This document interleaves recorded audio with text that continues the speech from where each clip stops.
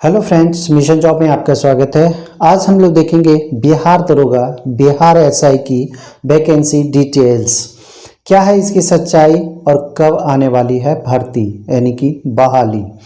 दोस्तों, विभिन्न पत्र पत्रिकाओं खास करके समाचार पत्रों में बराबर इसके न्यूज़ निकल रहे हैं। दोस्तों, 27-28 मार्च को हिंदुस्तान के अखबार में ये बहाली की प्रक्रिया यानी कि कितनी बहाली निकलने वाली है, चाहे वो बिहार पुलिस की हो, दरोगा की हो या फिर ड्राइवर की हो, तो वो सारे वैकेंसी डिटेल से वहाँ पे बताई गई थी। और आज भी न्यूज़ फ्लैश हो रहा था, इतनी इतनी वैकेंसीज बिहार पुलिस और बिहार दरोगा में आने वाली है। तो इस लिहाज से हम आप सबों को बता दें कि क्या इसमें क्वालिफिकेशन होनी चाहिए, एज क्या होनी चाहिए, फ़ी कितना लगता है, या फिर इसका जो प्रोसीजर है एग्ज़ाम का पैटर्न है, ये सारी चीज़ों को सिलेबस के साथ हम आपको बताएंगे। और आपका फिजिकल स्टैंडर्ड कैसा होना चाहिए ये भी हम आपको बताएंगे। उससे पहले हम आपसे एक रिक्वेस्ट करते हैं कि अगर आप नए हों तो चैनल को सब्सक्राइब कर लें, या पुराने भी हों अगर आपने अभी तक सब्सक्राइब नहीं किया है चैनल को सब्सक्राइब कर लें और बेल आइकन को प्रेस करें ताकि नोटिफिकेशन सबसे पहले आपके पास पहुंचे। जितने भी अपडेट्स जॉब से रिलेटेड है या फिर स्ट्रेटजी, सिलेबस, सारी जानकारी आपको पहले पहुंचे। तो दोस्तों, यहाँ पे हम लोग देखेंगे बिहार एसआई की जो आगामी वैकेंसी आने वाली है, और उस पेपर को अगर हम सच मान लें, सच क्या सच्चाई उसमें बहुत अधिक है, इसलिए अगर हम उस चीज़ को सच भी मान लें तो यह जून तक वैकेंसी आने वाली है। तो बिहार पुलिस और बिहार दरोगा की वैकेंसी आगे पीछे आ ही जाएगी। तो जून में संभावित तिथि है, इसलिए तो सबसे पहले इसमें देखेंगे कि कितने पोस्ट पे बहाली आने वाली है। तो साफ तौर पे उसमें लिखा हुआ है कि 2000 के आसपास उसमें बहाली आने वाली है। 2000 क्योंकि इसी के आसपास बहाली आती है। 1717 पहले आया, उसके बाद 2446 आया, उसके बाद 2213 पोस्ट पे आया। इस बार जो वैकेंसी आने वाली है वो 2000 पदों पे आने वाली है। तो फ़ी की अगर हम बात करें यहाँ पे, तो फ़ी जो होता है वो 700 यूआर ओबीसी और ईडब्ल्यूएस के लिए फ़ी पेमेंट करने होते हैं ऑनलाइन आवेदन करते समय, और 400 रुपये SC ST के जो भी कैंडिडेट हैं उन्हें फ़ी पेमेंट करना होगा ऑनलाइन आवेदन करने के समय। अगर एज की बात करें तो इसमें 20 से 37 वर्ष, मिनिमम 20 वर्ष है और मैक्सिमम 37 वर्ष तक आप अप्लाई कर सकते हैं। SC ST 5 वर्षों के लिए, जबकि OBC 3 वर्षों के लिए छूट दिया जाता है। अब एलिजिबिलिटी की बात करें तो किसी भी स्ट्रीम से आप ग्रेजुएशन यहाँ पे मांगता है, तो आप ग्रेजुएट हों आप अप्लाई कर सकते हैं। एक एक चीज़ों को एकदम आसान भाषा में समझेंगे दोस्तों, इसलिए वीडियो को पूरा देखने का प्रयास करें, वीडियो को पूरा देखें। एक एक चीज़ को हम यहाँ पे समझा देंगे ताकि आप सिर्फ तैयारी करें, और जितनी भी स्ट्रैटेजी, सिलेबस, पैटर्न, सारी चीज़ों को हम आपके दिमाग में घुसा देंगे।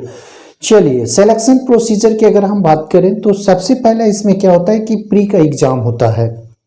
प्री का एग्ज़ाम होता है, अगर आप उसे क्वालिफाई करना होता है सिर्फ उसे प्री को, उसके बाद मेंस के लिए आपको चुना जाता है। आप क्वालिफाई कर जाते हैं तो फिजिकल के लिए आपको बुलाया जाता है।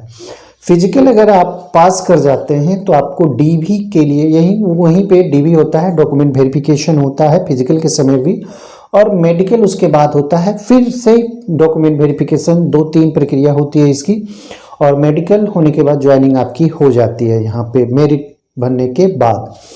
अब प्री एग्जाम पैटर्न क्या है, पहले इस चीज़ को समझें तभी तो आप आगे बढ़ेंगे। तो सबसे पहले प्री को समझें। तो प्री एग्जाम पैटर्न क्या है, तो सबसे पहले इस चीज़ को आप समझें कि एग्जाम MCQ फॉर्मेट में होता है। MCQ मतलब मल्टीपल चॉइस क्वेश्चंस, ठीक है। ये OMR सीट पे यानी कि ऑफलाइन एग्जाम्स होने हैं, अभी तक तो वही चल रहा है। नंबर ऑफ क्वेश्चंस की अगर बात करें तो कुछ 100 क्वेश्चंस होंगे और 2 घंटे में उसे सॉल्व करना होता है। 2 घंटे का समय आपको दिया जाएगा, 100 क्वेश्चंस होंगे। अगर मार्क्स की बात करें तो टोटल मार्क्स जो होंगे वो 2 यानी कि 200 मार्क्स होंगे, 200 मार्क्स के होंगे। निगेटिव की अगर बात करें तो 0.20। कहने का मतलब है अगर आप 10 गलत करते हैं तो आपका एक क्वेश्चन खत्म हो जाएगा, 2 नंबर आपके चले जाएंगे सही के। अब देखिए यहाँ पे जो एग्जाम पैटर्न है इसमें प्री सिलेक्शन जो होता है, अगर आप क्वालिफाई करते हैं कितना क्वालिफाई, कितना रिजल्ट देता है ये भी देख लें। 20 गुना रिजल्ट देता है। जितना वैकेंसी, अगर 2000 वैकेंसी है तो इसका 20 गुना यानी कि 40,000 के आसपास वैकेंसीज रिजल्ट इसमें प्री का रिजल्ट आएगा मेंस देने के लिए। अब प्री का सिलेबस देख लें कि सिलेबस में क्या क्या आपसे पूछे जाने हैं। 100 क्वेश्चंस जो होंगे वो कैसे क्वेश्चंस होंगे, तो इसमें दो तरह के क्वेश्चंस होंगे, एक जनरल स्टडी होंगे और एक करेंट अफेयर्स होंगे। जनरल स्टडी में जनरल साइंस के भी क्वेश्चंस होंगे और करेंट अफेयर्स क्वेश्चंस होंगे समसामयिकी से संबंधित। तो सारे यहाँ पे प्रक्रिया प्री का हम समझ लिए। प्री अगर आप क्वालिफाई कर जाते हैं, सिलेबस आप देख लें, करेंट और जनरल स्टडी। करेंट के क्वेश्चंस लगभग 30+ होते हैं, बाकी के 70% जो क्वेश्चंस होते हैं वे जनरल स्टडी और जनरल साइंस मिला के होते हैं। तो प्री अगर आप क्वालिफाई करते हैं, क्वेश्चन 100 होता है, समय 2 घंटे का, टोटल मार्क्स 200, नेगेटिव 0.20 यानी कि नगन ही से मान सकते हैं। उसके बाद आप जैसे ही क्वालिफाई करते हैं मेंस एग्जाम, तो उसका पैटर्न आप समझ लें। मेंस एग्जाम जो होता है ये भी एमसीक्यू फॉर्मेट में होता है और ओएमआर सीट पर। कहने का मतलब है कि ये भी ऑफलाइन एग्जाम ही होता है। अब यहाँ पे देखें कैसे होता है मेंस एग्जाम। तो मेंस एग्जाम का जो पैटर्न होता है, पेपर 1 और पेपर 2 दो पेपर देने होते हैं मेंस एग्जाम में। पहला पेपर जो होता है वो जनरल हिंदी का होता है। पहला पेपर जो होता है वो जनरल हिंदी का होता है। हिंदी में जो आपको जानने चाहिए वैसे क्वेश्चंस यहाँ पे पूछे जाते हैं, जैसे व्याकरण से संबंधित ढेर सारे क्वेश्चंस इसमें होते हैं। पैराग्राफ्स, गद्यांश देकर उससे क्वेश्चंस पूछे जाते हैं और भी इसमें गलत सही करने का रहता है, मतलब चूज करने का रहता है, कॉमन एरर जिसको अंग्रेजी में हम लोग कहते हैं। ये सारी चीज़ें जनरल हिंदी में अपेक्षा की जाती है आपसे कि आप इतना जानें। तो खास ये सिर्फ क्वालिफाइंग मार्क के होते हैं, क्वालिफाइंग नेचर के होते हैं, इसलिए इसमें ज़्यादा मेहनत करने की ज़रूरत नहीं है। 33% इसमें लाने होते हैं। 33 क्वेश्चन अगर आपके सही हैं तो आप इसमें क्वालिफाई हो सकते हैं। उसमें भी 200 मार्क्स होते हैं, 2 घंटे का समय दिया जाता है, 0.20 निगेटिव होते हैं। क्वालिफाइंग नेचर का है इसलिए उस पर ज़्यादा ध्यान नहीं, लेकिन पढ़ने हैं।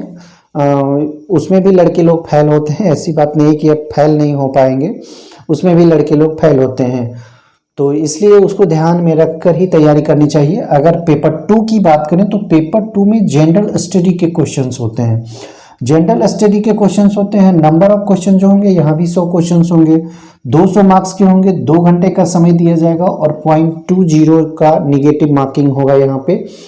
तो 100 क्वेश्चन, 200 मार्क्स और 2 घंटे का समय, 0.20 ये भी नगण्य नहीं कह सकते। 10 क्वेश्चन अगर आप गलत करते हैं तब आपके एक सही क्वेश्चन कटेंगे, तो इसको नगण्य नहीं मान सकते हैं, आप एफर्ट कर सकते हैं। अगर आप यहाँ तक समझ चुके हैं तो आप यहाँ जान लें कि मेंस का जो रिजल्ट आएगा वो लगभग फिजिकल के लिए वैकेंसी का 6 गुना, 2000 अगर वैकेंसी है तो 6 गुना 12,000 के आसपास फिजिकल के लिए यहाँ पे क्वालिफाई होंगे लड़के लोग। अब देखिए मेंस सिलेबस को समझना है। क्यों समझना है? इसको ज़्यादा इसलिए तवज्जो देना है क्योंकि ये जो मेरिट बनना है आपका, ये मेंस सिलेबस से ही मेरिट बनेगा। इसलिए ज़्यादा मेहनत अगर कहीं करना है तो यही करना है। इसमें 4 तरह के सेगमेंट होंगे, एक जनरल स्टडी के होंगे, एक जनरल साइंस के होंगे, मैथ के होंगे और रीजनिंग के होंगे। यहाँ क्वेश्चन जो होंगे लगभग जनरल स्टडी और जनरल साइंस के जो होंगे 20 से 25 की संख्या में ये क्वेश्चंस होंगे। ठीक है, कभी 20, कभी 22, कभी 25 प्लस भी हो जाते हैं, कम नहीं होते हैं। मैथ के जो क्वेश्चंस होंगे, मैथ और रीजनिंग के, ये दोनों मिला के आपको लगभग 25 क्वेश्चंस होंगे। ठीक है, मैथ और रीजनिंग दोनों मिला के लगभग 25 क्वेश्चंस होंगे और जनरल साइंस के लगभग 20 से 25 क्वेश्चंस होंगे। बाकी जो जनरल स्टडी के क्वेश्चंस होंगे लगभग 50 की संख्या में होंगे। ठीक है, 50 हो 55 हो, इसी के आसपास जनरल स्टडी आपको करने हैं। जनरल स्टडी में वो सारे चीज़ आपको पढ़ने होंगे। खास करके सबसे ज़्यादा जो हिस्ट्री में आता है वो मॉडर्न हिस्ट्री होता है। मॉडर्न हिस्ट्री से ज़्यादा क्वेश्चंस इसमें आते हैं। ज्योग्राफी के प्रश्न आते हैं, ज्योग्राफी से प्रश्न यहाँ पे बनते हैं। पॉलिटी के क्वेश्चंस अच्छे खासे आते हैं इस पे। ये 25 क्वेश्चंस आपके लिए रामबाण का काम करेगा। जनरल साइंस अगर आप अच्छा से पकड़ बना लेते हैं तो ये आपके लिए बहुत फायदेमंद होगा। मेरिट में आना है, मेरिट में आना है, इस लिहाज से एग्जाम्स की तैयारी करें, क्योंकि सिर्फ पास कर जाने से और फिजिकल कर लेने से आप दरोगा नहीं बन जाएंगे। दरोगा में बहुत फाइट है, याद रखना है इस चीज को, बहुत फाइट है।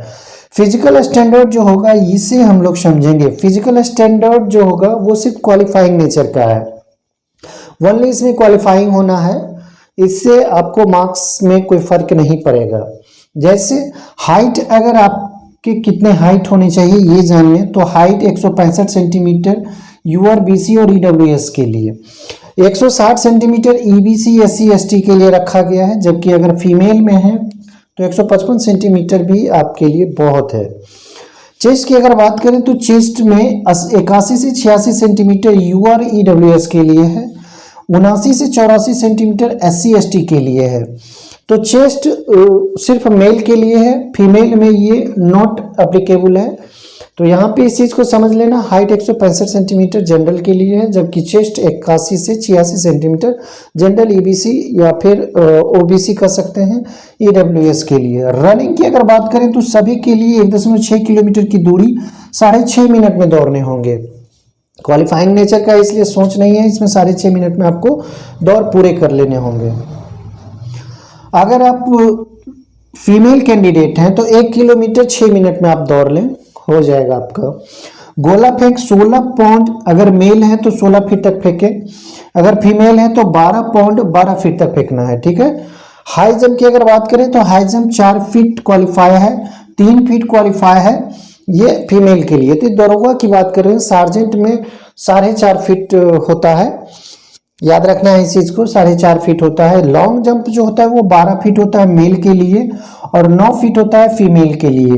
तो फिजिकल स्टैंडर्ड सिर्फ क्वालिफाइंग नेचर का होता है, और लंबाई हाइट देख लें, उसी हिसाब से आप तैयारी कर सकते हैं। और जो मेरिट बनना है वो आपके मेंस एग्जाम्स के आधार पे बनेंगे, जो भी स्कोर होगा उसी के आधार पे आपका मेरिट बनेगा। अगर आप फिजिकल भी कर लेते हैं, अगर आपका मेरिट नहीं बनता है तो आप बाहर हो सकते हैं, क्योंकि आपका जो कट ऑफ होता है, कट ऑफ मायने नहीं रखता है, बल्कि आपका मेरिट मायने रखता है। तो स्कोर को ऊपर रखना है, इसलिए तैयारी अभी से शुरू कर दें। ये सारी प्रक्रिया को अगर आप समझ लिए होंगे तो कमेंट जरूर करें और दोस्तों को शेयर करना ना भूलें दोस्त। धन्यवाद।